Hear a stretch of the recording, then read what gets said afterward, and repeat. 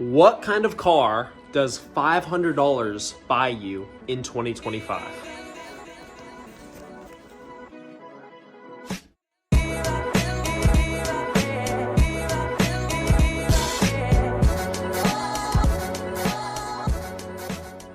The truth is, not much. For 500 whole dollars, here is my new 1999 Toyota Corolla.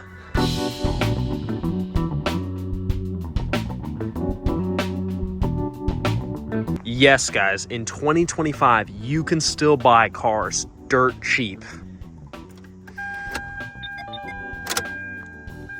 With just 155,000 miles, this thing actually runs.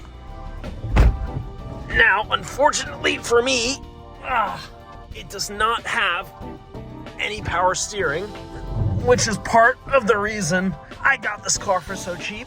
Anyway, let's just pull it in here.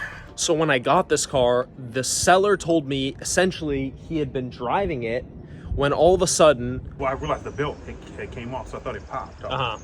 And then I went and bought a new belt, installed a new belt. Yeah. And when I started it up, I realized the pulley for the power steering down here at the bottom is just loose. Shaking? Yeah, so it just let it come off. Gotcha. So every time I put it on, it started up, or come off, put it on, started up. Yeah, belt went off. I see what you mean. So eventually, he just drove the car back home and gave up on it. And listen, this car is not perfect. For one, it's a salvage title. It doesn't run perfectly. And as you can see, it's a little beat up. It's gotten a little fender bender here. It's missing a mirror. The paint is super faded. As you can see, the headliner is also super messed up. And I want to put you guys onto some game, okay? How I got this car for so cheap. Now, this car was not posted to Craigslist. It was not posted to Facebook Marketplace. It was not posted to the most common sites people go and post their cars on. It was posted on Nextdoor, which is essentially like a networking app for neighborhoods. And what a lot of people don't know is they have a for sale section, and you can find a lot of cars posted on there that people just don't know what to do with. So when I found this car, it had originally been posted for $2,300. And I'm always on Nextdoor looking for cars to buy. So I kept an eye on it. And after a week, it dropped from $2,300 to $1,125. And when someone posts a car and then cuts the asking price in half, most of the time they're just looking to get rid of it. So I messaged the seller and offered him $1,000. And my original plan was to go and buy it for $750 and talk him down a little bit. But when I asked him some questions about the car and asked him, hey, is this car clean title and in your name? He told me, yes, it's clean title, it's in my name, let me know when you want to come see it. And I was like, awesome. But before I go and look at any car, just to save myself the time, I always run a Carfax on it. So I asked the seller for the VIN, in which he provided. And when I ran the Carfax, wouldn't you know, salvage title. Major accident. The odometer was rolled back. It had like 5 owners. It was definitely not clean title like the seller was making it out to be. So I sent that to the seller and said, hey man, this is not a clean title car. Like, this is salvage, rollback issues. Like, I'm sorry, but this is not clean whatsoever. And I told him, basically, you know, I don't even think I want this car anymore. Because I usually don't buy salvage title cars. I've never actually bought a salvage title car. But I told the seller, essentially, the offer that I'd be willing to give you, you know, how much I'd be willing to even pay for this car, you probably don't even want to take. So it's just not worth our time. Sorry, we couldn't come to an agreement. And the seller hits me back with, just out of curiosity, how much would you take for this car? What would you offer me? And I was honest with him. So I just shot the seller a $500 offer. I was like, listen, man, $500 is the most I'd be willing to pay for this car.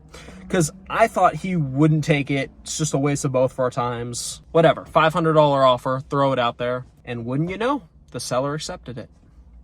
And the moral of that story is sometimes people just want to get rid of these cars. And that's completely okay, because that's where people like us come in and scoop them up for a great price. Anyway, enough yapping. Let's get into fixing this car and hopefully getting it back on the road good as new.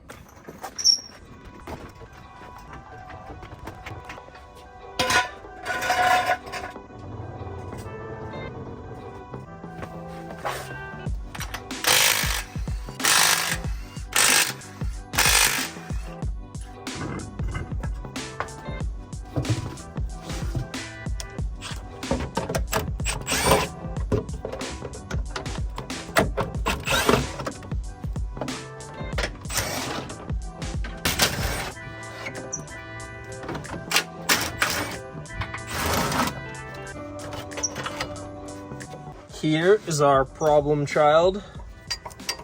Got a catch can under there. We're just gonna take off that hose that feeds into the power steering pump.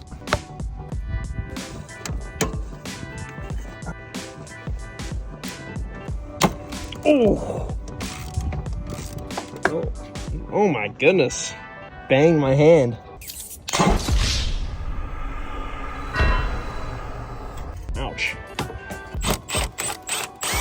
Let me go wash up this real quick and get back to it. All bandaged up.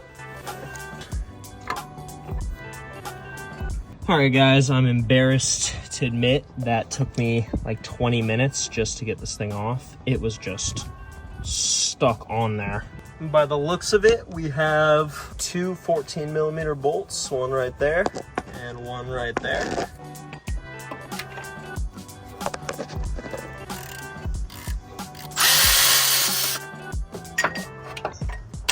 Okay, off camera with a mix of little impact ratchet, this pry bar, I finally got the nut off. So now I should be able to just pull this off and I could finally access that gosh darn bolt.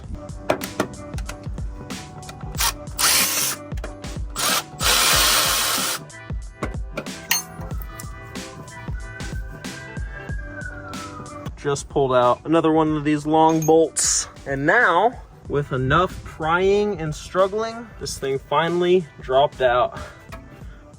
My goodness.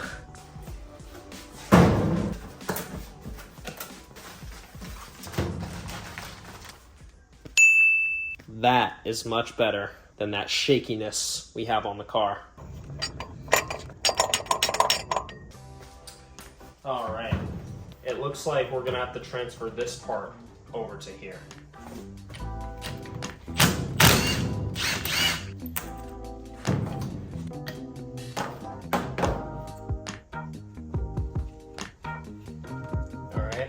And according to ChatGPT, it's 29 foot-pounds. I don't know how much I trust that, but I have nothing else to go on. Google was not helpful. Oh my goodness.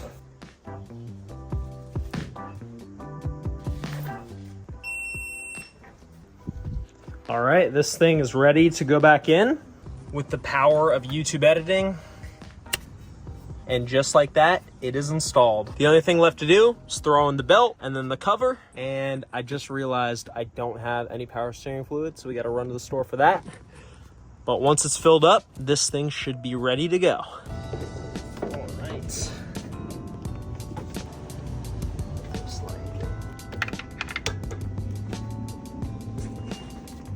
All right, that belt is on.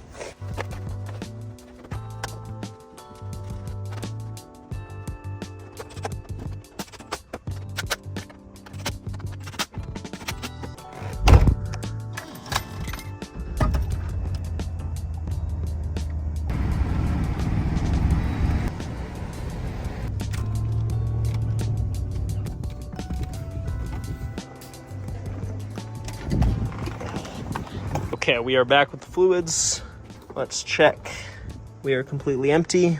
So let's fill her up, turn on the car, let the fluid suck down a bit, fill it up again, and then turn it right to left, left to right.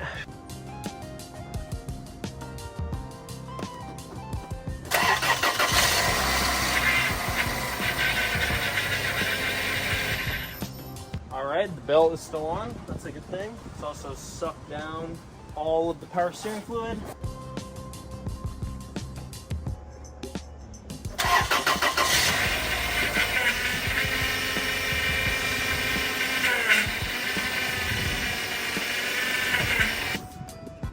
More fluid.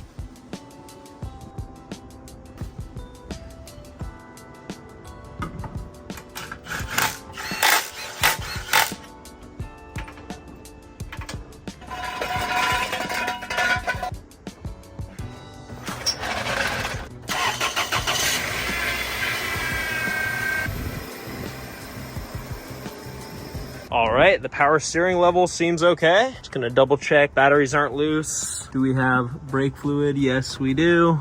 Do we have oil? Yes, we do. Yeah, let's go take this thing on a test drive and see if she's fixed.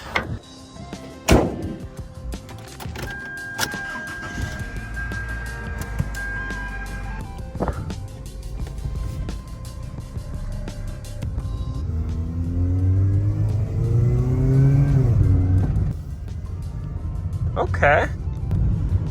I mean, so far so good.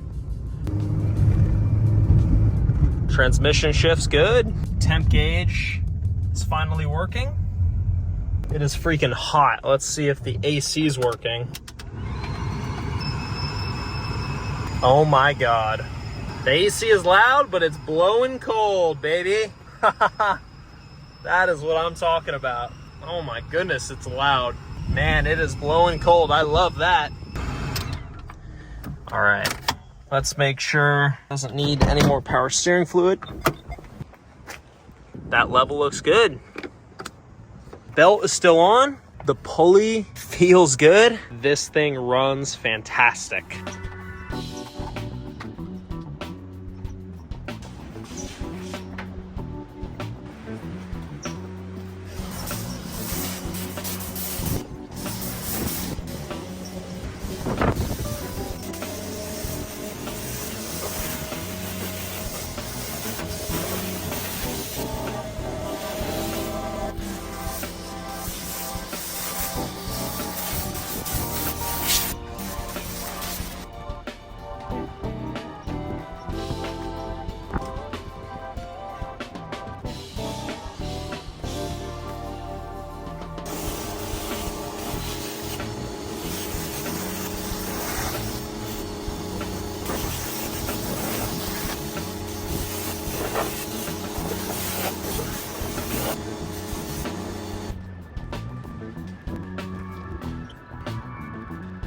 All right, guys, she is looking clean.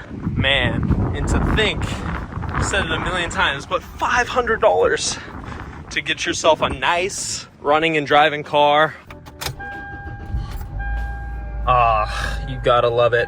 I'm thinking in the next video, we are going to detail this gross and disgusting interior, as well as change all of the fluids in this car and maybe some other things, just to make sure it's 100% roadworthy. Anyway, thanks for watching, guys. I'll catch you in the next one.